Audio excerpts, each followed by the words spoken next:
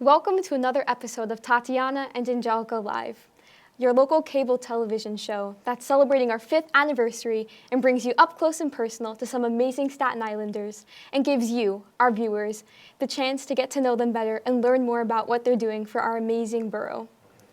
My name is Tatiana Santos Mroczek, your co-host, and a freshman at Barnard College of Columbia University. And my twin sister, Angelica Mroczek, goes to Brown University, but she's not here today because she snowed in over there. I'm Charista Santos Mroczek, sitting in for Angelica. I'm a Columbia University alumna, a proud Staten Islander, and I'm so pleased to introduce you to today's special guest. Please welcome Jaclyn Tacoronte of JMT Media. Thank you. Jaclyn has recently launched the NYC Digital Media Center, the first ever radio, television, and production studio that also provides a community space for education, training, and facilitating community programming.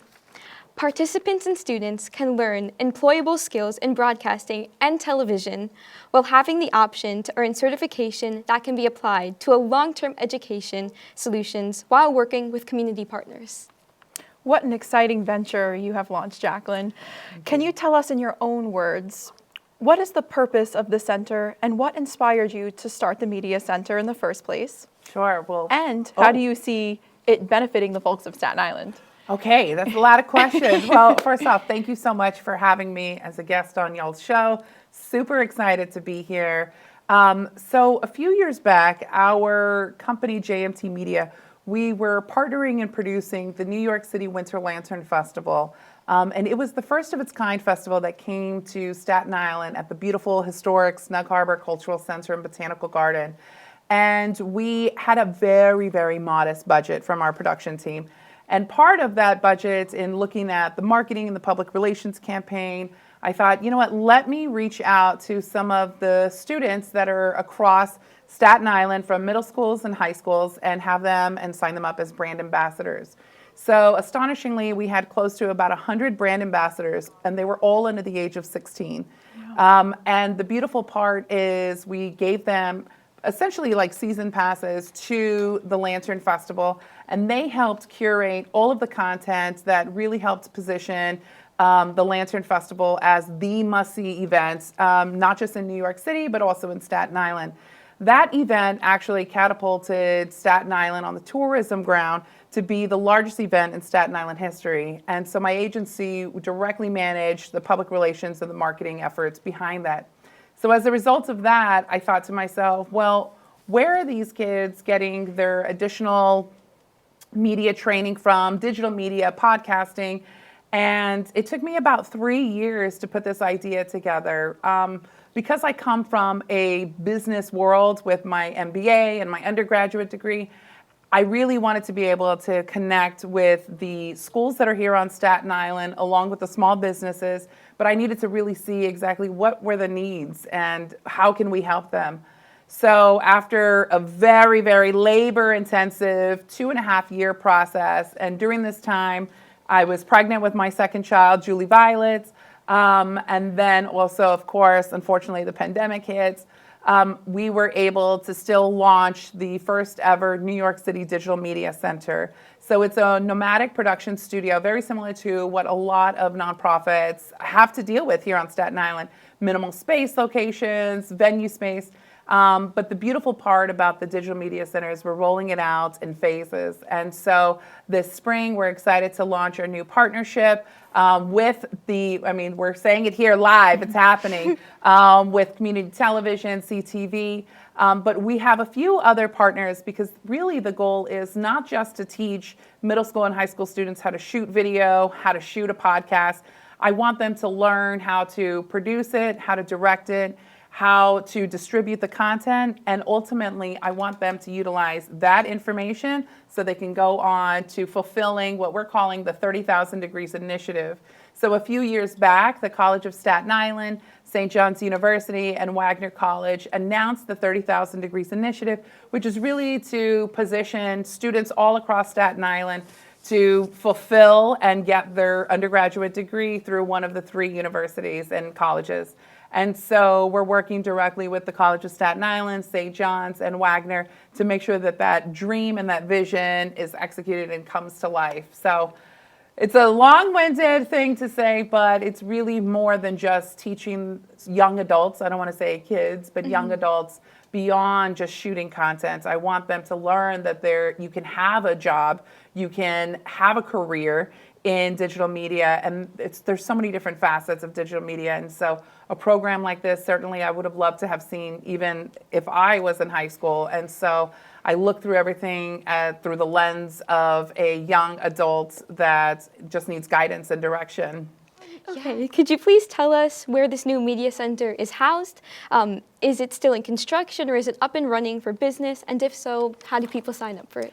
So there's a lot of questions to that. So let me talk about the phases for the viewers that are listening and tuning in. Anytime that someone wants to do a capital project, when you're a nonprofit, it takes time. It does not happen overnight. Unless you have someone like Colin Jost, hello Colin, how you doing, wants to donate. But if you don't have it, essentially the reason why we're doing Nomadic Studios is because we are partnering with 3 specific locations across Staten Island. We're starting off on the North Shore. So the first cohort is actually going to have classes on Tuesdays and Thursdays, housed at the College of Staten Island on Stuyvesant. This was a major partnership that we started working with the previous Vice Provost, Kenny Wama, and we're super excited that that has taken off. The second location and the third location, we haven't made a public announcement yet, but stay tuned.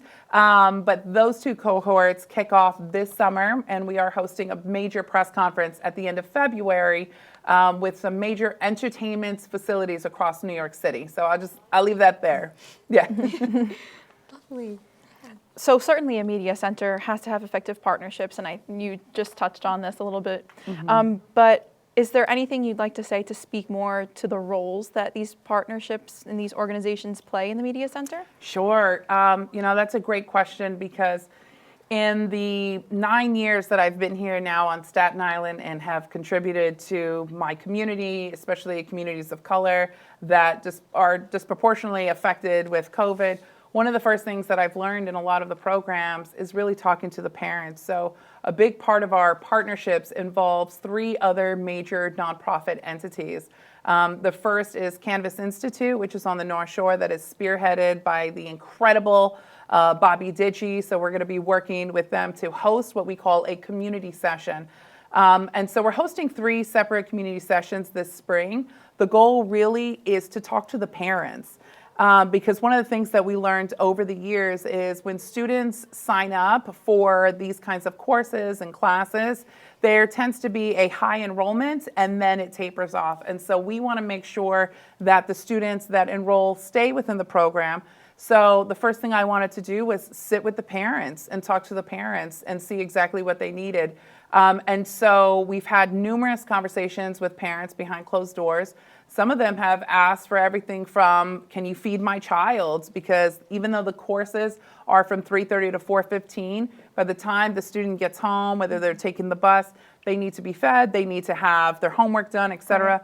So part of my other role with JMT Media, our agency is very blessed to work with a variety of restaurants across Staten Island. And so we have the commitment from numerous restaurants to make sure that they feed the students, that there's ample transportation for this first cohort, because we want to be mindful and to make sure that we are providing an additional resource to the family and not providing any sort of burdens to them, because we want the students to successfully complete their spring and summer programs. Right, that's wonderful. Thanks. Yeah, I mean, we really took a deep dive into what makes a program successful. And of course, the program itself, the students completing the program, but also the parents. We wanted to make sure that the parents and the guardians are just involved and that they understand what the needs are and that we can provide whatever additional services. Some have even asked for babysitting services. So we're working with a few other city agencies. So I've had to wear both hats to kind of get this off the ground. Grassroots, bootleg, strapping, being from Texas, we're used to squeezing $1 out of a dime and making it happen to help our community. Yeah. Yeah, and even my old school, Curtis High School, they had some restaurants that were able to donate food as well. And having a nutritious meal, it just really helps and amplifies the educational experience. So that's really important. So that's great that you're getting involved in we're that. like really thinking about everything from Yeah. homework to food to how they're going to get there. And even to the point that one of our partners, which we haven't announced yet, one of the facilities, I'm like, well, what's going to happen when it's freezing outside? I can't have these children, young adults, I can't say children, I can't have these young adults outside. So we're working with the Department of Buildings to build a structure to keep these children warm. I mean, we're like really making sure that there are no reasons, there is no excuse not to finish this program. And we're providing ample resources for sure. I hear that you're a Texas native. So how does a girl from the Lone Star State end up in the Empire State? Oh, honey, that's a long story, but just a Cliff Notes version. So I actually came to New York many, many years ago. I feel I can say that I'm almost 40, so I'm like many, many years ago. I actually came to New York since I've always wanted to be in New York. I always wanted to be with the best of the best marketing people, the best press people. I came to New York and I worked at a pretty incredible international design firm. I was one of their senior project managers, and I loved it. The only challenge was the products that we were marketing and doing design for were shoes. Funny enough, now I love shoes. But at the time, in my early 20s, I was like, oh, I don't really want to do design work and stuff for shoes. And then I had another dear friend that was like, hey, Jaclyn, there's we're needing some assistance with Jazz at Lincoln Center. They have a program or then partnership with the Young People's Chorus of New York City. The executive director, artistic director is Francisco Nunez, a MacArthur awardee. Amazing, amazing, brilliant man. Worked with him for years.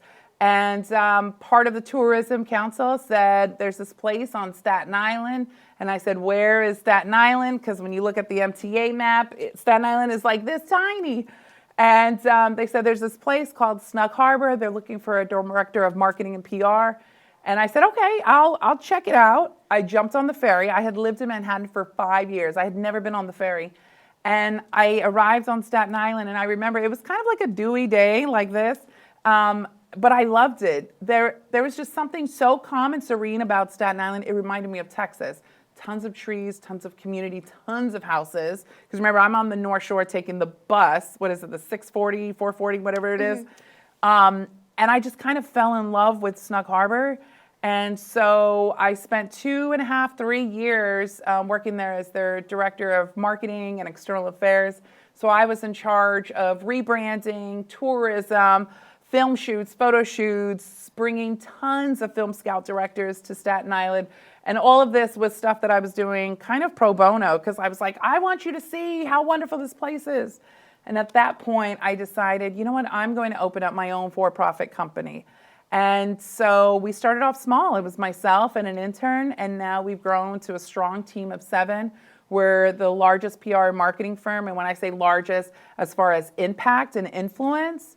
So, and we don't take that lightly. I encourage my staff to really be involved in meetings and to understand what our mission is, and it's really to connect for-profit and nonprofit entities.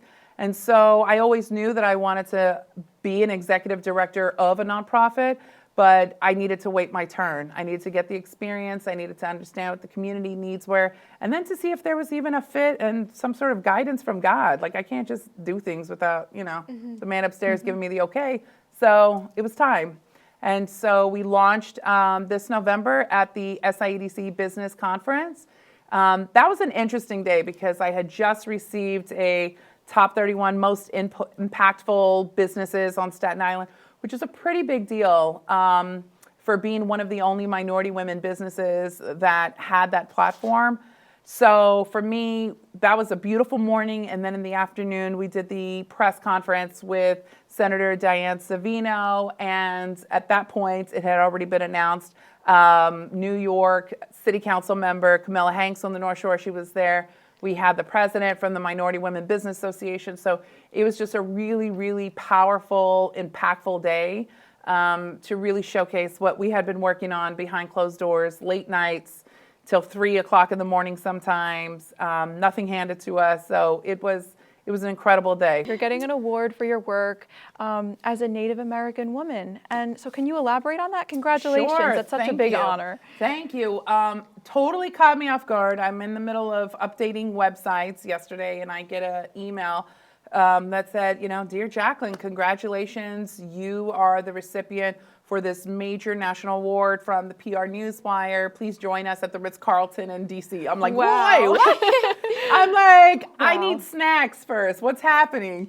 And so I ended up giving them a call because I didn't know what was going on. And Right. they said that a couple of my national clients had nominated me for some of the work that I have done. So in addition to my for-profit company and my nonprofit organization that I'm spearheading with an amazing set of board of directors that are diverse and experienced and Emmy Award-winning producers, to really continuously help women is really important to me because I'm a firm believer in if I have resources, why shouldn't I share them with my neighbors? There's no point to hold it in. So anytime I get opportunities to speak with the governor's office or city council's office, I'm always sharing resources, opportunities to connect with people because I would hope that somebody would do the same thing for me. And so clearly my clients took notice of that and they nominated me for this really prestigious Women Empowerment and Social Impact Award that I'm so grateful, and I'm just a little shocked. I mean, I'm just a Texas gal just trying to make it happen here on Staten Island with my big old pickup truck. And so I was a little shocked. I'm excited, but this will only open more doors for young ladies and young men to really have opportunities to do press, to do media, to do digital media.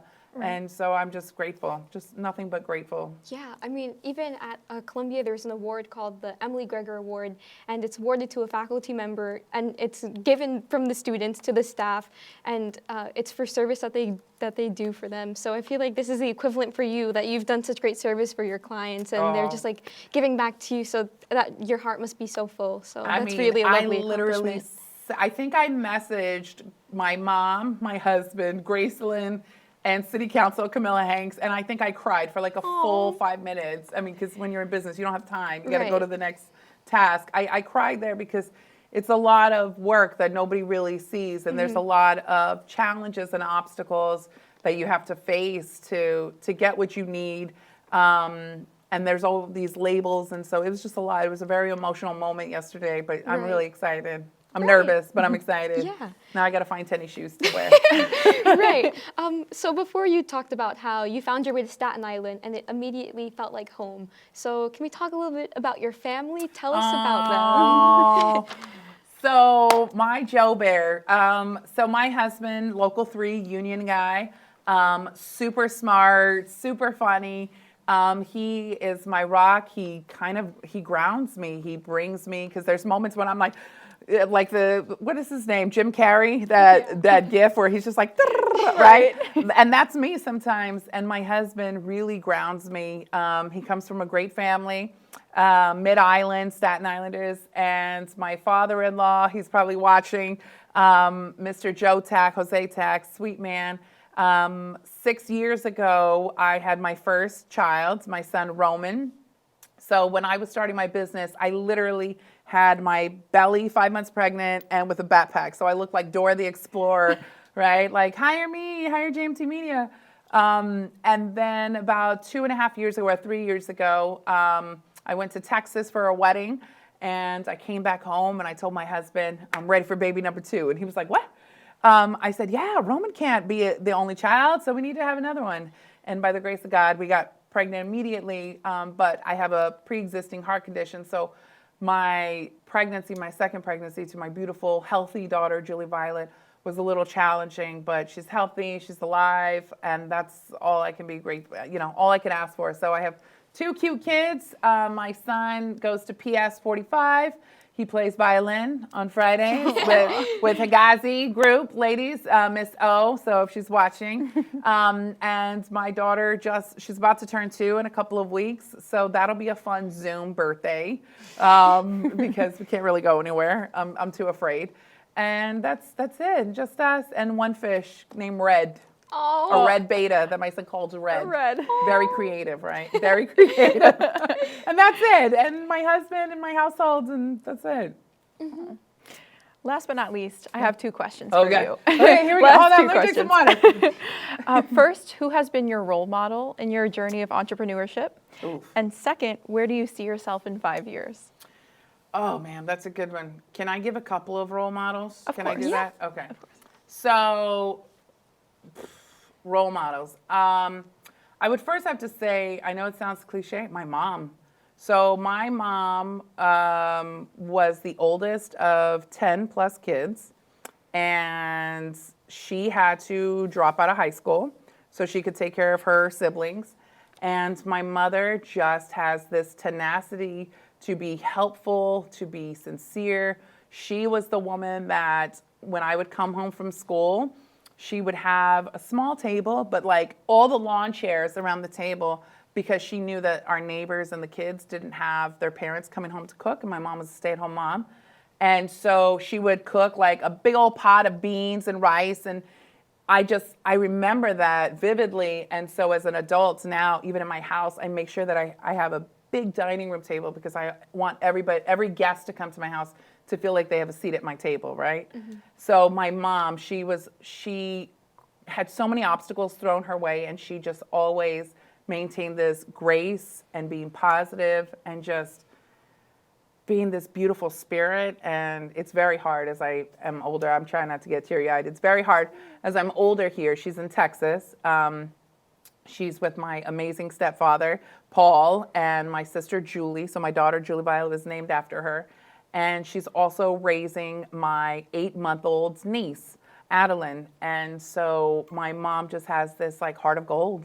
And I wish that I had like an ounce of who she is. So it's hard as you get older and distant. So for me, the pandemic, COVID, like it hits home. It definitely hits home. It's just a big deal. So that's one role model. Another role model would have to be my dear friend Dolores Morris. So Dolores Morris, and I jokingly say this every time I introduce her, I'm like, Dolores Morris, retired from HBO, 5 Emmys, 3 Peabodys, blah, blah, blah. And she's like, oh my gosh, Jaclyn, you're doing it again. But Dolores Morris she's an anomaly. Her family has a rich history here on Staten Island. And for her being one of the very first Black vice presidents of HBO, and being able to produce and direct in a time that, I mean, even now, sometimes I'll go into rooms and I'm the only just woman, not even woman of color, just woman in the room. So I could only imagine what it was like 20, 30 years ago.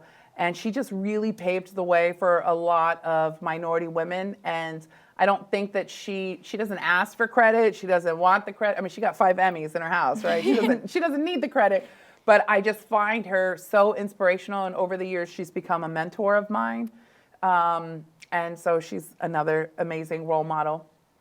And one of my last role models, funny enough, she's interesting, is Miss Camilla Hanks. So many folks know her as the city council member. I look to her also as a mentor. She's taught me a lot about speaking up for myself, how to advocate for myself. And these are things that you don't learn in school. You learn in the real world. And so she's become a very, very dear friend of mine. And she's really helped kind of shape me in the sense of, because I was always taught, don't ruffle any feathers, right? Play nice. And so sometimes she's like, if you need to move the needle, you may need to ruffle a feather or two, and that is okay. And so I think it's always important to have that friend that's like, okay, where are we going to bed? What's happening? And so she's just a really fun friend, and she's a great advocate for women. And so she's become one of the biggest role models in my life. Mm-hmm. And then your last question. I'm so sorry. Where do you see yourself in 5 years? Oh my gosh.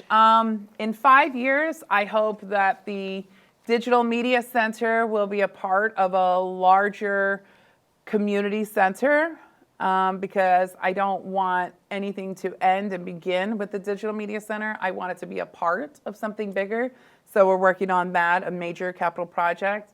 For JMT Media as a business, we've already branched out on the national level, so it's only natural for us to go international. And then the other big thing is in 5 years, I really want to bring my family up here from Texas to Staten Island. I think, my parents, it's almost time for them to retire, and Staten Island is a beautiful hometown, and I think my parents will love it. And so working towards those plans. Those are my plans for the next 5 years. It's a lot already. I'm already exhausted thinking about it. Oh, thank you. All right, so thank you for that. Thank but now you. we're going to move on to a popular segment on our show called the lightning round, which is very quick, short answers Oh my that God. will inform Okay. our viewers.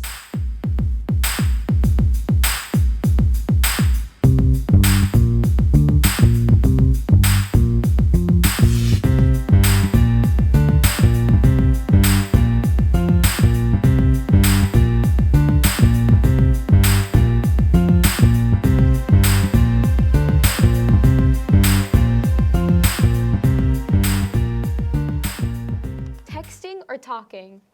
For me, talking. Okay. First celebrity crush. Oh my gosh, what is his name?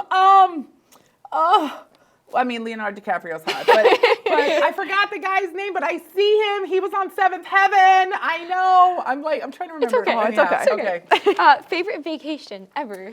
Ireland, because there's no Wi-Fi. What's your favorite season? Oh, my favorite season. I love the fall. Love the fall. What's your favorite restaurant on Staten Island? Oh, you can't do that because I rep a lot of them. Okay, some of your favorites. Meatballs from Venom, Casa Belvedere, their salad, Jay's on the Bay, his pancakes, and the pizza at Panini Grill. It's awesome. Yes, Yeah. yes. What's one of your favorite things to do for fun? I like to make funny TikTok videos. I like to dance, so I like to do funny TikTok on my personal page. Yeah. Of course. Who is your hero? Who is my hero? Like superhero, mommy hero? Like what kind? It could be anything you want it to be. Oh my gosh. I think Wonder Woman's cool, but she needs to gain a little bit of weight. She's a little too skinny for me. I like her. If you could live anywhere, where would you live? If I could live anywhere, I would definitely stay on Staten Island. I'm digging it. But I would need 2 acres of land. So that's probably somewhere mid-island, South Shore, because that's Right. the only place that has land. Right. If you could change something about yourself, what would it be? If I could change something about myself.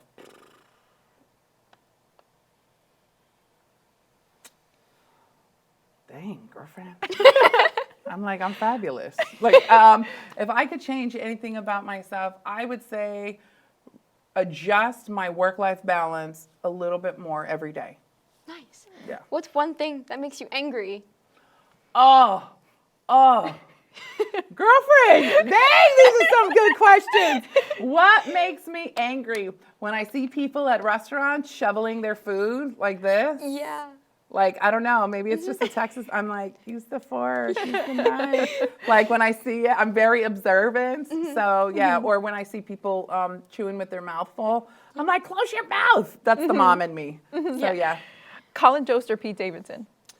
I would say Pete. I would say Pete Davidson. Colin's too chill for me. Pete seems like crazy fun. So Right. yeah. Driving or flying? Driving. If you had a theme song that played every time you entered a room, what would it be? Just fine, fine, fine, fine, fine, fine. Woo! Mary J. Blige, can't go wrong. Thank you. Okay, so that concludes another episode of Tatiana and Angelica Live. See you soon, and thank you so much for watching. I'm Tatiana Mroczek, your co-host, and thank you so much, Thank you. Jaclyn Tacoronte, for being here. And I'm Charista Mroczek, sitting in for Angelica Mroczek. So goodbye, good vibes, and always remember, kindness is always the answer. Thank you. Thank you so much. Thank And you, thank you. ladies.